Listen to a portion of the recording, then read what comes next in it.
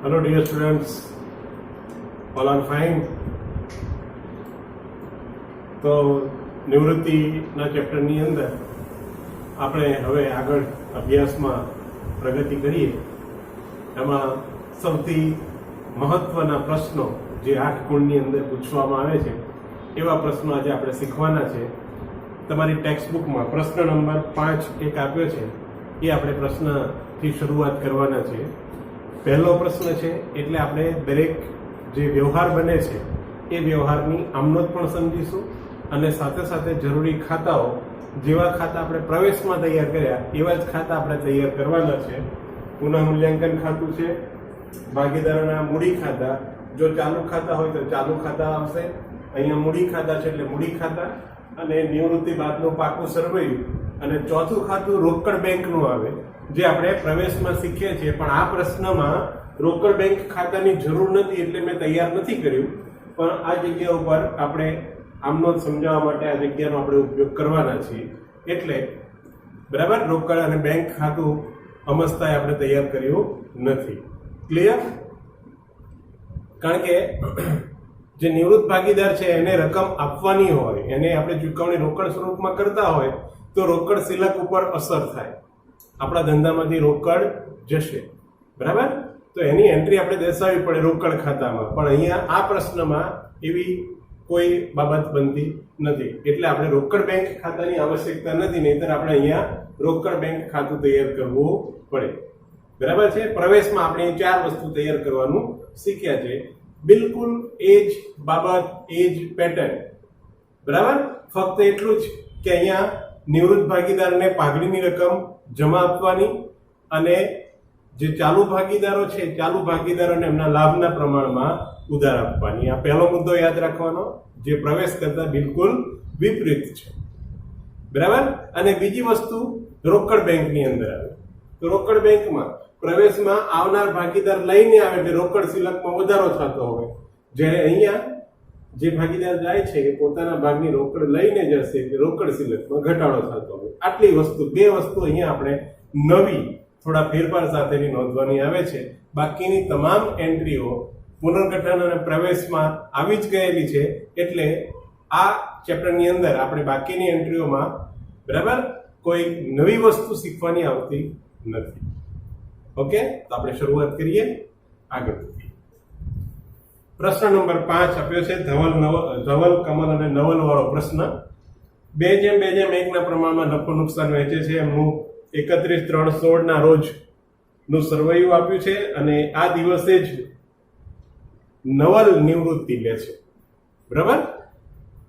હવે અહીંયા આપણે એક વસ્તુ પહેલા જોઈ લેવાની કે તમને નવું પ્રમાણ અથવા તો નિવૃત્ત ભાગીદારનો જે નફાનો ભાગ બચે છે એની નિવૃત્તિ બાદ, તો એ ચાલુ ભાગીદારો કયા પ્રમાણમાં વહેંચે છે આવી કોઈ વિગત આપવામાં આવી હોય તો એ વિગતને આધારે આપણે લાભનું પ્રમાણ મેળવવું પડે. બરાબર? તો જુઓ, અહીંયા તમને 6 હવાલા આપેલા છે સરવૈયાની નીચે. એમાં એવી કોઈ વિગત નવા પ્રમાણ અંગેની કે લાભની વહેંચણી અંગેની કોઈ આપી નથી. એનો મતલબ શું કે જૂના પ્રમાણમાંથી નિવૃત્ત ભાગીદાર નીકળી જાય પછી જે રહેશે એ ચાલુ ભાગીદારોનું નવું પ્રમાણ જ હશે, એટલે જે જૂનું છે એ જ નવું પ્રમાણ રહેશે. બરાબર? એટલે બોર્ડ ઉપર લખીને સમજાવી દઉં એટલે ખ્યાલ આવી જાય. જૂનું પ્રમાણ આપ્યું 2:2:1, ધવલ, કમલ, નવલ. બરાબર? ધવલ, કમલ, નવલ નું જૂનું પ્રમાણ બરાબર 2:2:1 છે. નવલ નિવૃત્ત થાય છે, નિવૃત્ત થાય છે. બરાબર? તો નવલ નિવૃત્ત થાય છે એટલે નવલ, ધવલ, કમલ, નવલમાં આ જે ભાગ છે એક ભાગ, બરાબર, એ નવલનો ભાગ છે, એ હવે રહેશે. ક્લિયર? તો નવું પ્રમાણ કયું આવ્યું? ધવલ, કમલ 2:2. તેથી ધવલ, કમલ નું નવું પ્રમાણ બરાબર 2:2. હવે 2:2 એટલે 1:1 કહેવાય, બંને સરખા છે એટલે 1:1. એટલે આપણે પ્રમાણમાં કયું લઈશું હવે 1:1. બરાબર. અને બીજી વસ્તુ આપણે એ પણ ધ્યાનમાં લેવાની છે. કઈ વસ્તુ? તો કે નવલનો જે ભાગ હોય તો 1/5 2 + 2 + 1 એટલે 5 થાય, તો એનો નફા ભાગ કેટલો? 1/5. તો આ 1/5 નફા ભાગ છે એ આ બંને ભાગીદારો કયા પ્રમાણમાં લઈ જશે એની સૂચના આપી નથી. એમને કેટલો લાભ મળશે એવી સ્પષ્ટતા નથી. જ્યારે કોઈ સ્પષ્ટતા ન હોય ત્યારે આ જે પ્રમાણ બન્યું ને એ જ પ્રમાણમાં, જે જૂનું પ્રમાણ છે 2:2, એ જ પ્રમાણમાં લઈ જતા હોય. બરાબર. એટલે અહીંયા લાભનું પ્રમાણ પણ 1:1 ગણાશે. તો અહીંયા નોંધ કરી રાખું છું, અહીં ધવલ કમલ ના લાભનું પ્રમાણ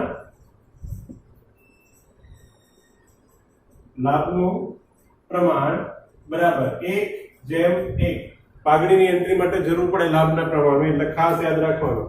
આટલી વસ્તુ પહેલા નક્કી કરી લેવાની. ક્લિયર? નવું પ્રમાણ આપ્યું હોય એની ઉપરથી લાભનું પ્રમાણ, અથવા ન આપ્યું હોય તો પછી સીધું આ પ્રમાણે જે જૂના ચાલુ ભાગીદારો રહેશે એમનું જે જૂનું પ્રમાણ હતું એ જ પ્રમાણ લાભનું પ્રમાણ બની જાય છે. ક્લિયર? વિદ્યાર્થી મિત્રો, પ્રવેશ અને નિવૃત્તિ બંનેમાં આપણે શરૂઆત એક સરખી રીતના જ કરીએ છીએ. બરાબર. કઈ રીતે? તો કે ભાગીદારોની જે મૂડી આપી હોય મૂડી દર્શાવીને આપણે શરૂઆત કરીએ છીએ. અહીંયા 3 ભાગીદાર છે એટલે ત્રણેયની મૂડી ખાતામાં અનુક્રમે 30, 20 અને 10. બાકી આગળ લાવે મૂડી ખાતામાં, બાકી આગળ લાવ્યા ધવલની 30,000, આની છે 20,000 અને નવલની છે 10,000. બરાબર. બીજી વસ્તુ હવે આગળ વધીએ. રોકડ ખાતું તૈયાર નથી કરવાનું, નહીં તો રોકડની બાકી પણ આપણે દર્શાવીએ બાકી આગળ લાવ્યા તરીકે, પણ રોકડ ખાતું આપણે તૈયાર કરતા નથી. આ પ્રશ્નમાં તૈયાર નથી કરતા. બીજા પ્રશ્ન હશે એમાં જ્યાં રોકડ ઉપર અસર થતી હોય ત્યાં તૈયાર કરવું પડે. હવે પછીની જે એન્ટ્રીઓ કરવાની છે એમાં 2 વસ્તુ યાદ રાખવાની. નંબર 1, કાં તો પાઘડી જૂની આપી હોય એને માંડી વાળો, અથવા તો જે એકત્રિત નફાની વિગતો આપી હોય એની એન્ટ્રીઓ કરી દઈએ. બરાબર. આપણે પહેલા પાઘડીની એન્ટ્રી કરીએ. 10,000ની પાઘડી આપી છે, જૂની પાઘડી 10,000 સરવૈયામાં આપેલી છે. જ્યારે પ્રવેશ કે નિવૃત્તિ હોય ત્યારે સૌથી પહેલા જૂની પાઘડી માંડી વળવામાં આવે. બરાબર. એટલે જૂની પાઘડી 10,000 છે. આ 10,000ની પાઘડીને માંડી વળવા માટે આપણે જમા કરવી પડે, કારણ કે પાઘડી એ મિલકતનું ખાતું છે અને મિલકતનું ખાતું હંમેશા ઉધાર બાકી ધરાવે. એટલે જેનું ખાતું ઉધાર બાકી ધરાવતું હોય એ મારે ક્લોઝ કરી દેવું હોય તો મારે એને જમા કરવું પડે. એટલે પાઘડી ખાતું આપણે જમા કરવું પડે. બરાબર. તો ઉધારવાનું શું? ભાગીદારોના મૂડી ખાતા. ચાલુ ખાતા હોય તો ચાલુ ખાતા. અહીંયા મૂડી ખાતા છે એટલે મૂડી ખાતા. તો ત્રણેય ભાગીદારોના મૂડી ખાતા આપણે જૂની પાઘડી માંડી વાળવા ઉધારીશું. એની આમનોંધ અહીંયા લખું છું, દરેક ખાસ ધ્યાન આપશે. તમારે આમનોંધનું કોષ્ટક તૈયાર કરી દેવાનું. આપણે બધા વ્યવહારની આમનોંધ લખવાના છે એટલે બધી આમનોંધ એની અંદર નોંધ કરવાની. હું એક વ્યવહારની આમનોંધ અહીંયા સમજાવતો જઈશ. બોર્ડની મર્યાદા છે. બરાબર. એટલે એક સાથે આખું કોષ્ટક અહીંયા શક્ય નથી, પણ તમારે દરેકે નોટબુકમાં આખું કોષ્ટક સળંગ તૈયાર કરવાનું. આપણે લગભગ આ પ્રશ્નની અંદર 8 થી 10 આમનોંધ લખવાની આવશે. બરાબર. તો એ બધી આમનોંધ અહીંયા તમને સમજાવતો જાઉં. તમારે આમનોંધના કોષ્ટકમાં નોંધ કરતું જવાનું. 3 ભાગીદાર ધવલ, કમલ ને નવલ. તો અહીંયા નોંધીશું આપણે ધવલના મૂડી ખાતે ઉધાર, કમલ ના મૂડી ખાતે ઉધાર, નવલના મૂડી ખાતે ઉધાર, તે પાઘડી ખાતે જમા. પાઘડી ખાતે જમા. તો પાઘડીના કેટલા જમા કરવાના? તો કે 10,000ની પાઘડી આપી છે, 10,000 જમા કરશું આપણે. અને જૂનું પ્રમાણ છે 2:2:1. તો જૂના પ્રમાણમાં માંડી વળવાની છે 2:2:1 ના પ્રમાણમાં. બરાબર. એટલે અનુક્રમે 4,000, 4,000 અને 2,000 આવે. 4, 4, 2. બરાબર. તો અહીંયા આવશે 4,000 4000 4000 બરાબર. બાબત જેમાં અહીંયા લખવાનું જૂની પાઘડી માંડીવાળી તેને બરાબર. ભાગીદારોના મૂડી ખાતે ઉધારીને માંડીવાળી તેને જૂની પાઘડી ભાગીદારોના મૂડી ખાતે ઉધારીને માંડીવાળી તેને આ પ્રમાણે બાબત છે લખવાની બરાબર. આ જૂની પાઘડી માંડીવાળી એની નોંધ કરી લીધી આપણે. ક્લિયર. હવે આપણે નોંધીએ છીએ વ્યવહારો એક પછી એક. એમાં મૂડી અને દેવા બાજુ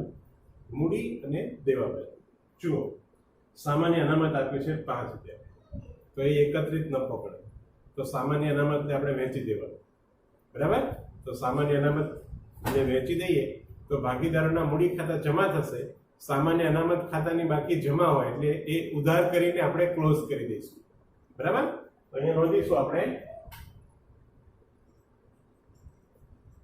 સામાન્ય અનામત ખાતે ઉધાર 5000 અને તે ત્રણેય ભાગીદાર ધવલના મૂડી ખાતે, તે કમલના મૂડી ખાતે અને તે નવલના મૂડી ખાતે અનુક્રમે 2:2:1 જૂના પ્રમાણમાં જ વહેંચાશે એટલે 2000 2000 ને 1000 આવે. 2000 2000 અને 1000 5000 ને વહેંચી દીધા ત્રણેય ભાગીદારો વચ્ચે જૂના પ્રમાણમાં બરાબર. તો આ સામાન્ય અનામતની વહેંચણી કરી. હવે આ બંનેની ખતવણી આપણે એક સાથે સમજી લઈએ. આ ત્રણ એન્ટ્રીઓ મૂડી ખાતામાં ઉધાર બાજુ આવી એટલે ત્રણેયના મૂડી ખાતામાં આપણે ઉધાર બાજુ ખતવણી કરીએ છીએ અને અહીંયા લખીએ છીએ પાઘડી ખાતું બરાબર. કૌંસમાં લખો જૂની સ્પષ્ટતા માટે, ન લખો તો ચાલે, સમજાઈ ગયું હોય તો નો પ્રોબ્લેમ. પણ પહેલો પ્રશ્ન છે એટલે હું સ્પષ્ટતા કરીને બતાવું છું કે આ પાઘડી એ જૂની પાઘડી માંડીવાળી એની એન્ટ્રી છે બરાબર. એટલે દરેકના ખાતામાં જેટલી રકમ આવે છે એટલી 4000 અને 2000 બરાબર. અને ત્રણ જણના મૂડી ખાતા આપણે જમા પણ કર્યા સામાન્ય અનામત માટે. એટલે સામાન્ય અનામત માટે અહીં આપણે નોંધીશું સામાન્ય અનામત ખાતે આને મળે છે 2000, આને પણ 2000 અને આને મળી જશે 1000. 2:2:1 જૂનું પ્રમાણ છે. જૂના પ્રમાણમાં એકત્રિત નફો વહેંચાય. યાદ રાખવાનું, પ્રવેશમાં આપણે આમ કર્યું છે, પુનર્ગઠનમાં પણ એમ જ કર્યું છે બરાબર. આગળ વધીએ. બીજું આપ્યું છે તમને રોકાણ વધઘટ ભંડોળ. હવે રોકાણ વધઘટ ભંડોળમાં ખાસ ધ્યાન આપવાનું. પહેલા રોકાણો જોઈ લેવાના. રોકાણ વધઘટ ભંડોળ 2500 છે, એની સામે રોકાણો 10000 છે. હવે રોકાણોના વેચાણ અંગેની કોઈ માહિતી આપી છે કે કેમ એ જોવાનું, હવાલામાં ચેક કરી લેવાનું. હવાલામાં હવાલા નંબર 2 માં ધ્યાન આપો. ખાસ ખૂબ અગત્યનો હવાલો છે. દરેક જણ ખાસ ધ્યાન આપજો એમાં. રોકાણોની કિંમત 8000 નક્કી કરવામાં આવી બરાબર. ચોપડામાં પાકા સરવૈયામાં 10000 છે. અત્યારે પુનઃ મૂલ્યાંકન કર્યું ને નિવૃત્તિ સમયે તો 8000 નું કર્યું એટલે 2000 રોકાણોની કિંમત ઘટી. મિલકતમાં ઘટાડો એ નુકસાન છે, યાદ રાખવાનું બરાબર. હવે નુકસાન હોય તો નુકસાનને આપણે પુનઃ મૂલ્યાંકનમાં ઉધાર કરીએ છીએ. પણ આ રોકાણ એવી મિલકત છે જેના નુકસાન સામે રક્ષણ માટે આપણે એક અનામત ઊભું કર્યું છે, રોકાણ વધઘટ અનામત. ક્લિયર.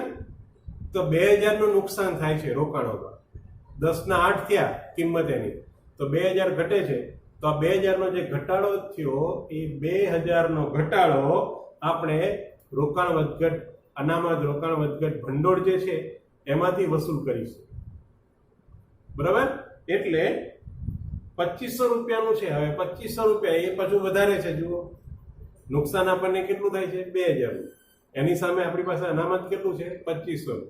તો મતલબ શું થયો કે આપણે 2000 નું અનામત છે એ રોકાણની સામે મેળવી લઈશું. રોકાણોની સામે આપણે માંડી વાળીશું અને 500 રૂપિયા હજી ભંડોળ વધ્યું તો એનું શું કરવાનું? તો એ વધેલું ભંડોળ છે એ વધેલું ભંડોળ ભાગીદારોને એમના જૂના પ્રમાણમાં આપણે વહેંચવાનું રહેશે. એટલે એની આમનોંધ ખાસ ધ્યાન આપીને બરાબર શીખવાની છે. દરેક જણ ધ્યાન આપજો. રોકાણ વધઘટ ભંડોળ આપણી પાસે 2500 છે અને રોકાણનું નુકસાન થયું 2000. 2500 નું વધઘટનું જે ભંડોળ છે એ આપણે માંડી વાળીશું. એની જમા બાકી છે, માંડી વાળવા માટે ઉધાર કરીશું. અહીંયા લખીશું રોકાણ વધઘટ ભંડોળ ખાતે ઉધાર 2500. બરાબર? આ 2500 માંથી 2000 નું નુકસાન શેનું? રોકાણોનું. એટલે એ રોકાણો ખાતે જશે. એટલે અહીંયા લખીશું આપણે તે રોકાણો ખાતે 2000. બરાબર? એની સામે રોકાણોનું નુકસાન આવી ગયું 2000. હવે 500 વધ્યા. 2500 માંથી 2000 નુકસાન ના ગયા. ક્લિયર? તો 500 રૂપિયા વધે. 500 રૂપિયા કોણ લઈ જશે? ધવલ, કમલ, નવ ત્રણેય એમના જૂના પ્રમાણમાં. તો 500 ને 2 એટલે 200, 200 અને 100. તે ધવલના મૂડી ખાતે, તે કમલના મૂડી ખાતે અને તે નવલના મૂડી ખાતે અનુક્રમે 200, 200 અને 100 આ પ્રમાણે એન્ટ્રી આવશે. બરાબર? આ બાજુમાં લખવાનું રોકાણ વધઘટ ભંડોળમાંથી 2000 નું રોકાણનું નુકસાન માંડી વાળ્યું અને બાકીની રકમ ભાગીદારોને વહેંચી તેને. બરાબર? શું કર્યું આપણે? રોકાણનું નુકસાન. આ નુકસાન છે, તમારે કૌંસમાં લખવું હોય તો લખો અહીંયા નુકસાન, અથવા રોકાણોની કિંમતમાં ઘટાડો. એમ એટલે ઘટાડો પણ લખી શકાય. રોકાણો ખાતે 2000 નુકસાન માંડી વાળ્યું આપણે. બરાબર છે? ભરપાઈ કરી લીધું. રોકાણ વધઘટ ભંડોળમાંથી રોકાણોનું નુકસાન 2000 માંડી વાળ્યું અને બાકીની રકમ ભાગીદારોને જૂના પ્રમાણમાં વહેંચી તેના. એટલે હવે આ એક એન્ટ્રી રોકાણોમાં જશે. આના પછીના હવાલામાં સમજી લઈએ. અને આ 3 જણને જમા કર્યા છે તો એ ત્રણેયને આપણે જમા કરીશું, એન્ટ્રી આપીશું ખતવણી કરીને. એટલે અહીંયા નોંધીશું આપણે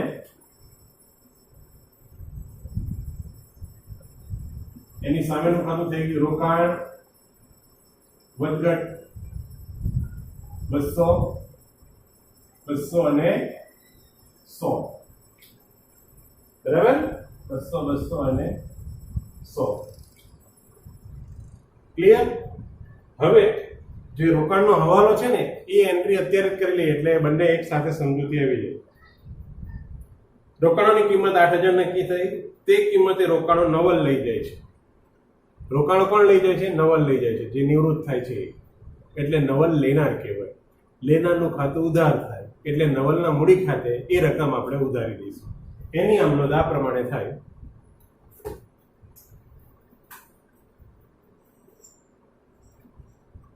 નવલના મૂડી ખાતે ઉધાર 8000 તે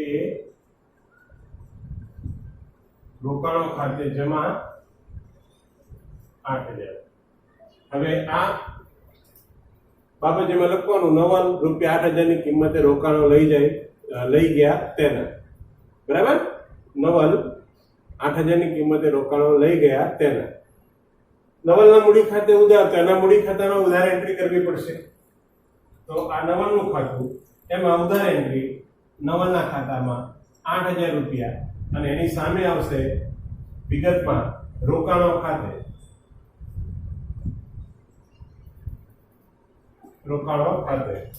બરાબર? હવે જુઓ રોકાણોની બાકી કેટલી આપી છે આપણને? 10000 પાકા સરવાળો. બરાબર? એટલે ઉધાર બાકી. ઉધાર બાકીની સામે એટલે રોકાણો ઉધાર બાકી છે એની સામે જમા 10000 કરવાના થાય તો ખાતું ક્લોઝ થાય. તો આપણે તે રોકાણો ખાતે 2000 અહીંયા જમા કર્યા એક અને 8000 અહીંયા જમા કર્યા એટલે 10000 જમા થઈ ગયા. તો રોકાણોનું ખાતું ક્લોઝ થઈ ગયું. બરાબર? રોકાણોનું ખાતું અહીંયા ક્લોઝ થઈ ગયું. ક્લિયર છે દરેકને? ઓકે.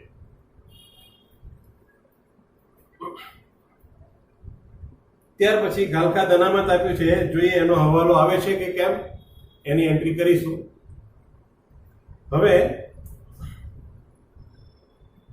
હવાલાઓમાં જોઈએ, યંત્રોની કિંમત 25,000 અને સ્ટોકની કિંમત 5,000. યંત્રોની 25,000, યંત્રો આપેલા છે 20,000, યંત્રો 20,000 આપ્યા છે, પુનઃ મૂલ્યાંકન 25,000, એટલે કિંમતમાં વધારો થયો. મિલકતની કિંમત વધે તો એ લાભ ગણાય, બરાબર? મિલકતની કિંમત વધે તો એ લાભ ગણાય. એટલે અહીંયા જે આમનો લખીશું એની અંદર દરેક ખાસ ધ્યાન આપશે.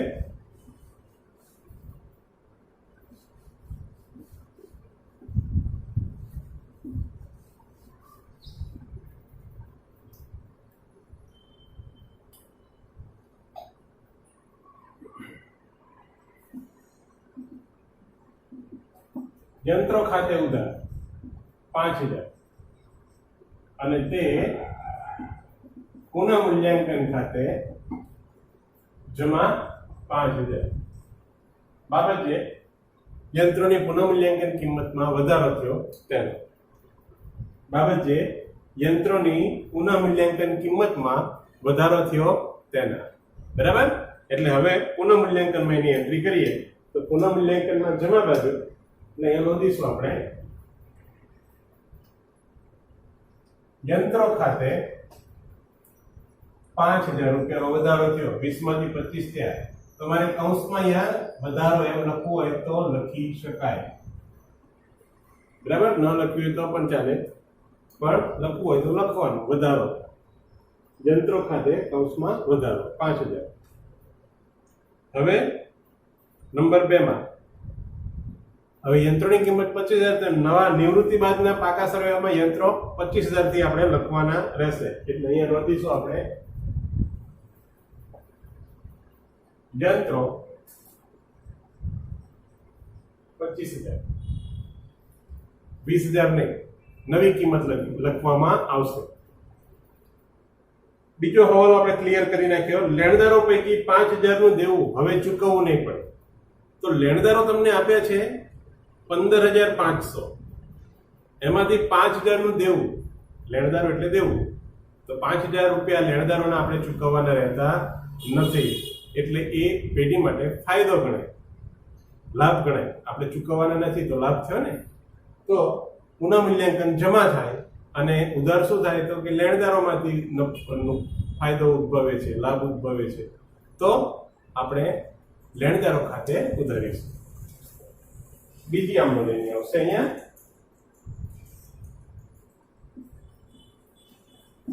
લેણદારો ખાતે ઉધાર 5,000, તે પુનઃ મૂલ્યાંકન ખાતે જમા 5,000. બાબત છે લેણદારોમાં ઘટાડો થયો તેના. બાબત છે લેણદારોમાં ઘટાડો થયો તેના. તો હવે અહીંયા લખીશું આપણે લેણદારો ખાતે. અહીંયા પણ કૌંસમાં લખવું હોય તો લખી શકાય. ઘટાડો રકમ આવશે 5,000, બરાબર? આગળ વધીએ. કામદાર વળતર પેટે 2,000 ના દાવાની જોગવાઈ કરવી. કામદાર વળતરનો દાવો જૂના સરનામામાં આપવામાં આવ્યો નથી, એટલે એની જોગવાઈ નવેસરથી ઊભી કરવાની છે. 2,000 ની દાવાની જોગવાઈ કરવી. દાવાની જોગવાઈ ક્યાંથી કરવાની? જનરલી આપણે વાર્ષિક હિસાબ તૈયાર કરતા હોઈએ તો નફા નુકસાન ખાતે ઉધારીને કરવામાં આવે. આપણી પાસે અત્યારે નફા નુકસાન ખાતું નથી, પણ નફા નુકસાન ખાતા જેવું નિવૃત્તિ સમયે આપણે તૈયાર કરીએ છીએ નફા નુકસાન હવાલા ખાતું, એટલે કે પુનઃ મૂલ્યાંકન ખાતું. તો ક્યાંથી ઉધારવાનું? પુનઃ મૂલ્યાંકન, બરાબર? એટલે એની આમનોંધમાં આ પ્રમાણે લખાશે પુનઃ મૂલ્યાંકન ખાતે ઉધાર, તે અકસ્માત વળતરની જોગવાઈ ખાતે. પુનઃ મૂલ્યાંકન ખાતે ઉધાર 2,000,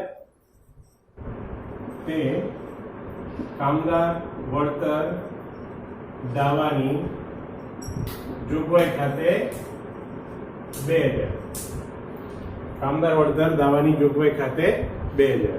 હવે પુનઃ મૂલ્યાંકન અહીંયા ઉધાર લખ્યું છે તો પુનઃ મૂલ્યાંકનમાં ઉધાર બાજુ એન્ટ્રી જશે એટલે અહીંયા લખીશું આપણે એની સામેનું ખાતું કામદાર વળતર દાવાની જોગવાઈ 2000, બરાબર. અને એ જોગવાઈ છે એટલે મૂડી દેવા બાજુ આપણે દર્શાવવી પડે. આપણે અહીંયા મૂડી લખવા માટે જગ્યા રાખીને અહીંયા દર્શાવું છું કામદાર વળતર દાવાની જોગવાઈ 2000, બરાબર. નવા સરવૈયામાં આપણે જોગવાઈ તરીકે મૂડી દેવા બાજુ એને દર્શાવવાનું રહેશે, બરાબર. આગળમાં હવાલામાં ગાલખાત અનામત દેવાદારો પર 10% રાખવી. ગાલખાત અનામત દેવાદારો પર 10% રાખવી. હવે જુઓ, દેવાદારો આપે છે આપણને 30,000, બરાબર. એન્ટ્રી કરતા જઈએ એટલે ખ્યાલ આવે છે. આપણે શું કરીએ છીએ, દેવાદારો તો કે 30,000 છે, એના 10%, 30,000 ના 10% કેટલા થાય? 3,000 થાય. એટલે ગાલખાત અનામત 3,000 રાખવાની છે. પણ હવાલા તમે મૂડી અને દેવા બાજુ નજર કરો તો ગાલખાત અનામત 2,000 પહેલેથી આપ્યું છે. આપણને રાખવાની સૂચના આપી નવી જોગવાઈ પ્રમાણે 3,000, ઓલરેડી 2,000 તો છે જ, એટલે મારે વધારાના 1,000 રૂપિયા ઉભા કરવાના રહેશે. એ ક્યાંથી? તો જેમ અહીંયા દાવાની જોગવાઈ કરીને બિલકુલ એ જ પ્રમાણે હવે ગાલખાત અનામતની આવે. પુનઃ મૂલ્યાંકન ખાતે ઉધાર 1,000 વધારાના છે તે ગાલખાત અનામત ખાતે જમા, બરાબર. આ પ્રમાણે હશે. પુનઃ મૂલ્યાંકન ખાતે ઉધાર 1,000 તે ગાલખાત અનામત ખાતે જમા 1,000, બરાબર. એટલે ગાલખાત અનામત 2,000 છે, મૂડી દેવા બાજુ આપ્યું છે. જનરલી આપણે માઇનસ કરીને દર્શાવીએ છીએ, અત્યારે આપણે માઇનસ કરીને બતાવીએ. માઇનસ ગાલખાત અનામત હવે 3,000 રૂપિયા આવે, બરાબર. એટલે બાર દેવાદારો રકમ આવશે 27,000, બરાબર. 27,000 ની રકમ લખીશું. અને પુનઃ મૂલ્યાંકન ખાતે ઉધાર 1,000 લખ્યું છે એટલે અહીંયા ઉધાર બાજુ આપણે લખીએ. અહીંયા ગાલખાત અનામત ખાતે કેટલા રૂપિયા? તો કે 1,000, જે વધારાની જોગવાઈ કરવાની આવે છે એ. ઓકે, આગળ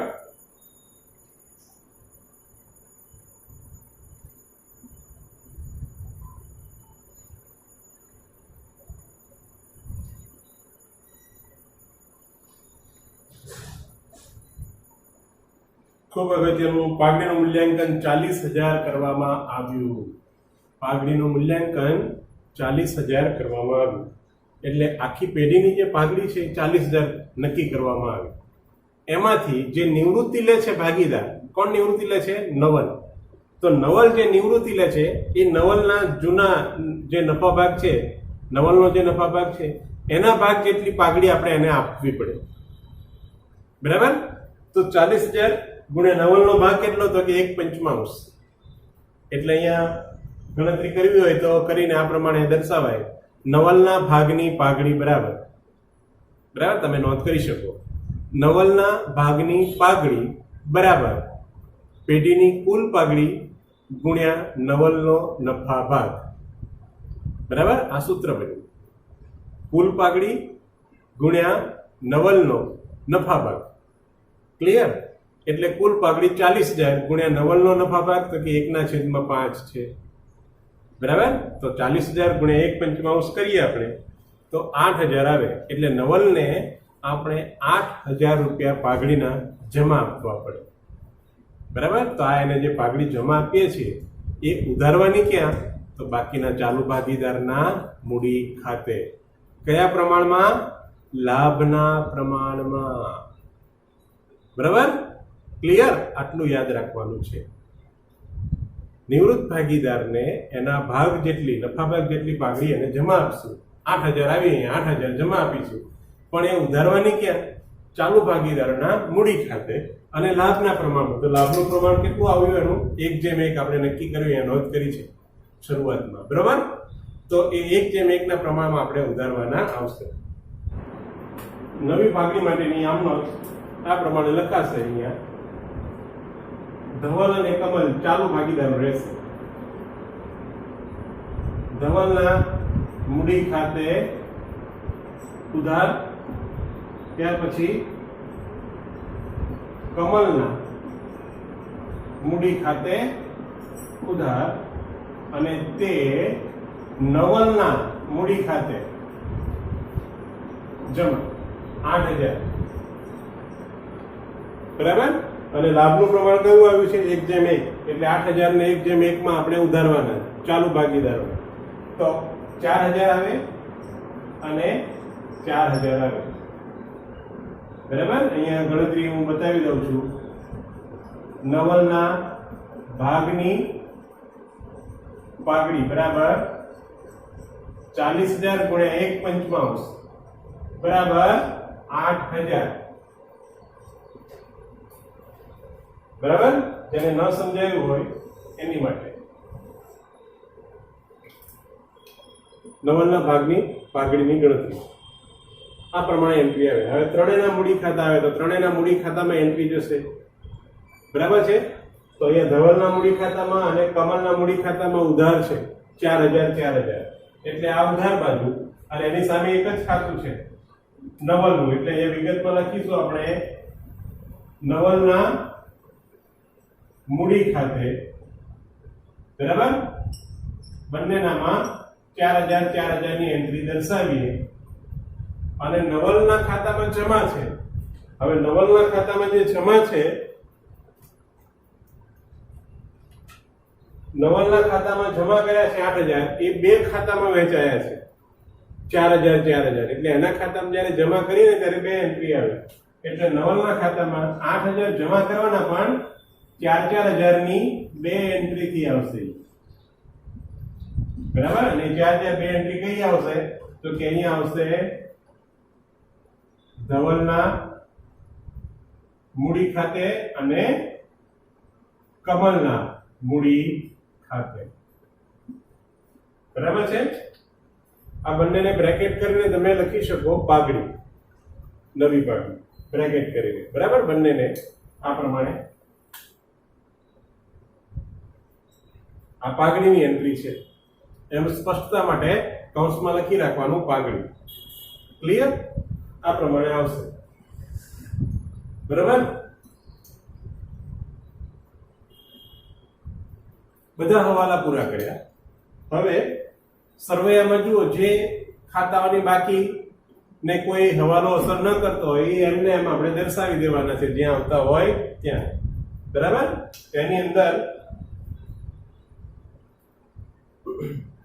અહીંયા એક લેણદારો આપણે લખવાનું રહી ગયું છે, નોંધ કરી દઈએ. લેણદારો 10,500, 15,500 છે, એમાંથી 5,000 ઓછા થઈ ગયા એટલે 10,500 થયા. અને મિલકત લેણામાં પાઘડી નીકળી જશે, યંત્ર આવી ગયા, દેવાદાર આવી ગયા, રોકાણો નીકળી ગયા. સ્ટોકની કિંમત અહીંયા પહેલા હવાલામાં સૂચના આપી છે, જુઓ, એ આપણે નોંધ કરવાનું રહી ગયું છે, કરી દઈએ. સ્ટોકની કિંમત છે 10,000 અને 5,000 નવી કિંમત, એટલે 5,000 નો ઘટાડો છે, બરાબર? એટલે સ્ટોક માટેની આમ નોંધ શું થશે? તો કે પુનઃ મૂલ્યાંકન ખાતે ઉધાર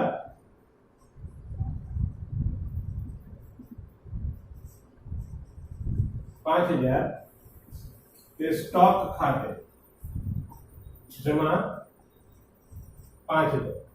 એટલે પુનઃ મૂલ્યાંકન ખાતામાં ઉધાર બાજુ અહીંયા લખાશે સ્ટોક ખાતે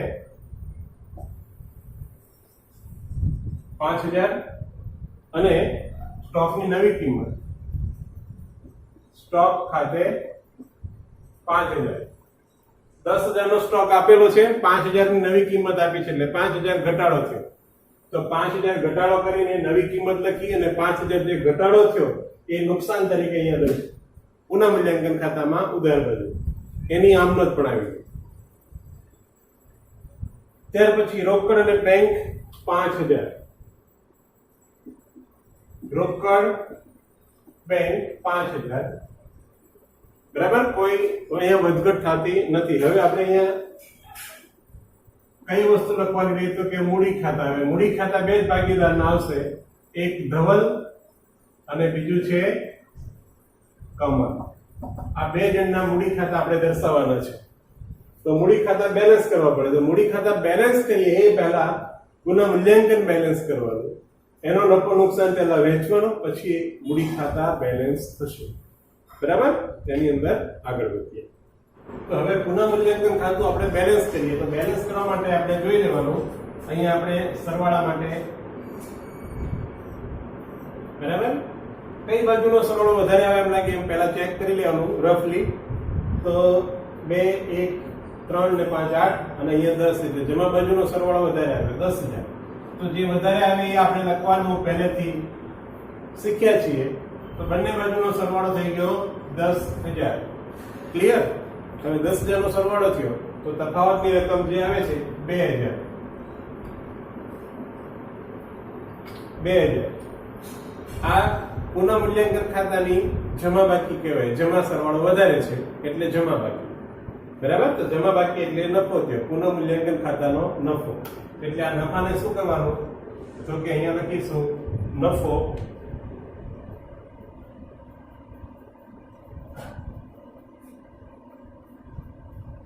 મૂડી ખાતે લઈ ગયા, બરાબર. મૂડી ખાતે લઈ ગયા. બે ત્રણ જણને મળશે, ત્રણ ભાગીદારો છે, ધવલ, કમલ અને નવલ. 2000 ને આપણે વહેંચવાના એમના જૂના પ્રમાણમાં 2:2:1, 2:2:1 ના પ્રમાણમાં, બરાબર છે. એટલે 800 800 ને 400, 800 800 અને 400 નફો ત્રણેને મળશે. 2000 માંથી 800 800 અને 400 ત્રણેને નફો મળે. એ નફાની આપણે આમનોંધ અહીંયા કરવાની રહેશે. નફાની આમનોંધ આ પ્રમાણે આવશે અહીંયા.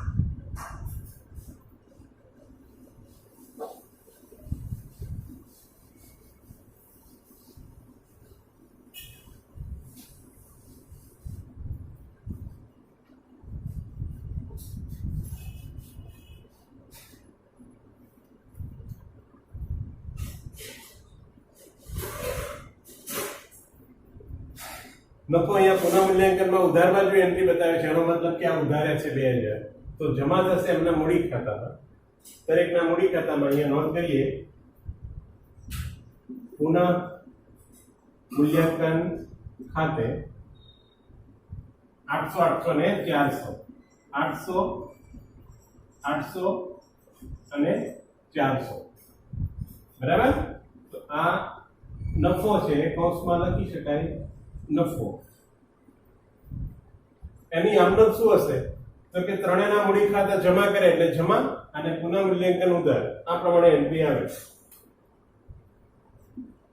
પુનઃ મૂલ્યાંકન ખાતે ઉધાર જે 2000 તે ધવલના મૂડી ખાતે 800 તે કમલના મૂડી ખાતે 800 અને તે નવલના મૂડી ખાતે 400. બાબત છે પુનઃ મૂલ્યાંકન ખાતાનો નફો જૂના પ્રમાણમાં વેચ્યો તેના, બરાબર. એને વેચણી ખાતાવણી પણ થઈ ગઈ બંને જગ્યાએ. હવે જેમ પુનઃ મૂલ્યાંકન ખાતું બેલેન્સ કર્યું, પ્રવેશમાં જેમ મૂડી ખાતા હવે બેલેન્સ કરતા હતા એમ અહીંયા બધું બેલેન્સ કરવાનું રહેશે. હવે સૌથી પહેલા નિવૃત્ત ભાગીદાર છે, નિવૃત્ત ભાગીદારનું કામ આપણે પહેલા પૂરું કરીએ.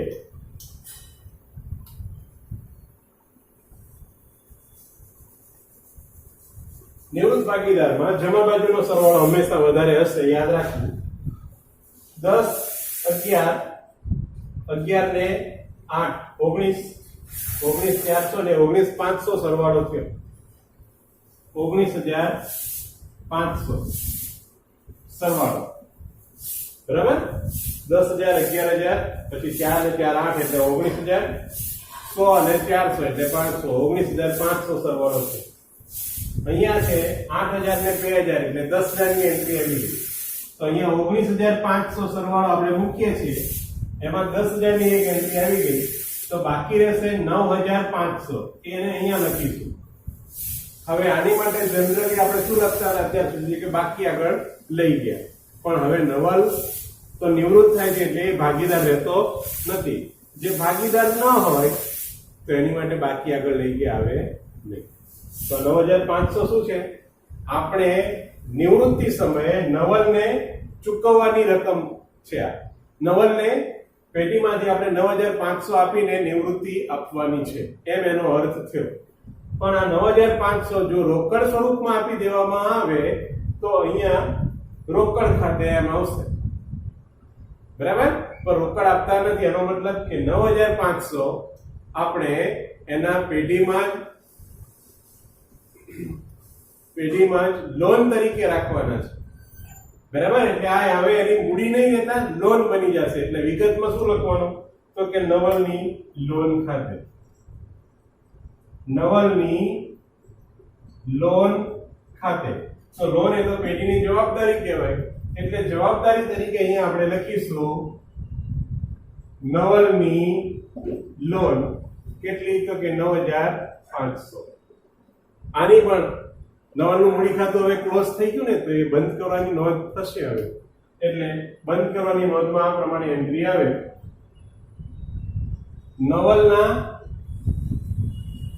મૂડી ખાતે ઉધાર 9,500 અને નવી જવાબદારી ઊભી થઈ નવલ પ્રત્યે નવલની લોન એટલે અહીંયા લખાશે તે નવલની લોન ખાતે જમા 9,500 બરાબર મતલબ કે નવલનું મૂડી ખાતું 9,500 નું નીકળે છે હવે મૂડી ખાતું મટી અને લોન ખાતું બની ગયું કારણ કે મૂડી તો માલિકની હોય અને નવલ હવે માલિક રહેતો નથી એટલે આ 9,500 ને આપણે લોનમાં ફેરવી નાખ્યા લોનમાં કન્વર્ટ કરી નાખ્યા તો લોન તરીકે એની એન્ટ્રી આવી ગઈ હવે એ જ પ્રમાણે ધવલ ને કમલના મૂડી ખાતાની બાકી શોધી લેવાની એની માટે અહીંયા લખીશું આપણે બાકી આગળ લઈ જઈએ સરવાળો 20 22 અને 23,000 આનો સરવાળો બરાબર તો અહીંયા પણ 23,000 આપણે લખીશું 23,000 4 ને 4 8 એટલે તફાવત કેટલો આવ્યો તો કે 15,000 બરાબર ધવલનો સરવાળો કેટલો આવે છે જોઈ લઈએ તો કે 30 32 ને 1 33,000 છે અહીંયા સરવાળો એનો 33,000 લખીએ 4 ને 4 8 બરાબર એટલે કેટલા આવશે તો કે 25,000 આ થઈ ગયું બાકી આગળ લઈ ગયા બરાબર આને આપણે આ પ્રમાણે હાઇલાઇટ કરીને દર્શાવીએ છીએ કે આના મૂડી ખાતાની આખરની બાકી છે અને નવલની લોનને પણ આપણે આ પ્રમાણે બતાવીએ કે આટલી એની લોન નીકળે છે તો 25,000 ને 15,000 ક્યાં બતાવીશું અહીંયા 25,000 15,000 બંને મળીને થઈ ગયા 40,000 તો હવે પાસનો સરવાળો આવે બંને બાજુનો એક સરખો થાવો જોઈએ 40,000 10 50 60 અને 2 62,000 બરાબર અહીંયા સરવાળો જોઈ લો 25 ને 50 ને 10 60 ને 2 62,000 62,000 સરવાળો થયો બંને બાજુનો પાકા સરવાળો બરાબર આ પ્રમાણે આપણો દાખલો આખો કમ્પ્લીટ થશે ક્લિયર તો પહેલા પ્રશ્નમાં આપણે બધાની આમ નોંધ લખી છે હવે પછીના જે પ્રશ્નો છે એમાં 4 ખાતાઓ જ આવશે 3 ખાતા અને એક પાકું સરવૈયું અને જ્યાં જરૂર લાગશે ત્યાં હું આમ નોંધ તમને શીખવતો જઈશ એ આમ નોંધ તમારે અલગથી નોંધ કરતું રહેવાનું સમજવા માટે ક્લિયર? આ પહેલા પ્રશ્નમાં આપણે બધા વ્યવહારની આમનોંધ લખી છે, બધા હવાલાની આમનોંધ લખી છે. બધા પ્રશ્નમાં એ શક્ય નથી અને તમને પરીક્ષામાં 3 ખાતા અને પાકો સરવૈયો પૂછવામાં આવે છે, એટલે આપણે એ પ્રમાણેની પ્રેક્ટિસ કરવાની રહેશે. બરાબર?